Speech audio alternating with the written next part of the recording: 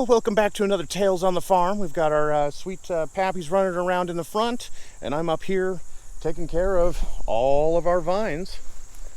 We've got just dozens upon dozens of loofah growing, and I'd shown the video, had clips from several weeks ago, and just showing how much more they've grown in that time. It's just been outrageous. I have never grown loofah before. I got excited by it simply because, we're worried about putting plastic in absolutely everything. Well, what do you think your typical little mesh scrub is made of? It's a petroleum product. With seeing how easy these are to grow, why on earth would we continue to do that? That's just my opinion, but look at this. This is truly effortless. All I had to do was string up some rope to help get some of the vines off the ground, and they don't require a lot of water. They just require a steady, consistent watering. And June and July we had mid-high 90s and almost no rain at all. So despite all of that, I don't see any brown leaves, do you? It's really just gone that well for me. Growing all on this wonderful compost. This stuff has just been, it's black gold. I have almost no weeding to do. It's very naturally resistant because it's feeding the soil underneath and giving it absolutely everything it needs. So weeds don't need to come in and try and replenish any of the nutrients that are missing. That is actually what weeds do. They do serve a purpose, even if they may not be the most attractive things to us. We just need to manage it and work with all the life that lives in this. And as a result, we get rewarded with huge harvests. I mean, just all these gourds hanging off this rope. All I had to do was give it a little bit of water and a little bit of love, and here we are. Oh, I've got this guy. What's that? Got some blue wings. I don't even know what that is.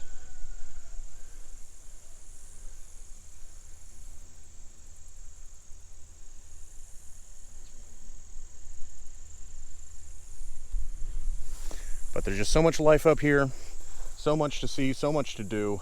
I'm trying to just make very small adjustments as I come in.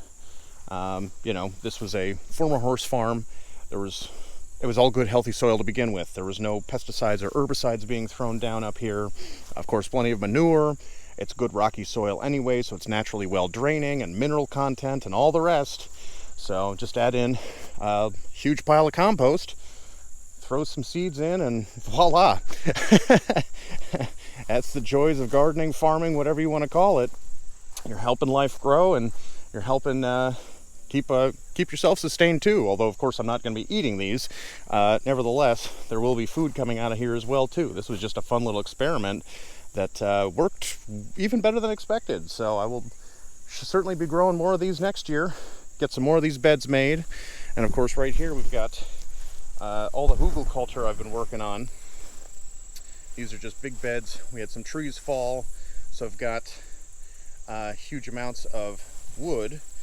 And then from some other local farmers, I'll be bringing in some of their manure to pile on top. We also throw all of our kitchen scraps and anywhere else there's some yard waste to go on top of there. Build these nice big mounds. They'll slowly break down the wood over years. It takes years to break down wood.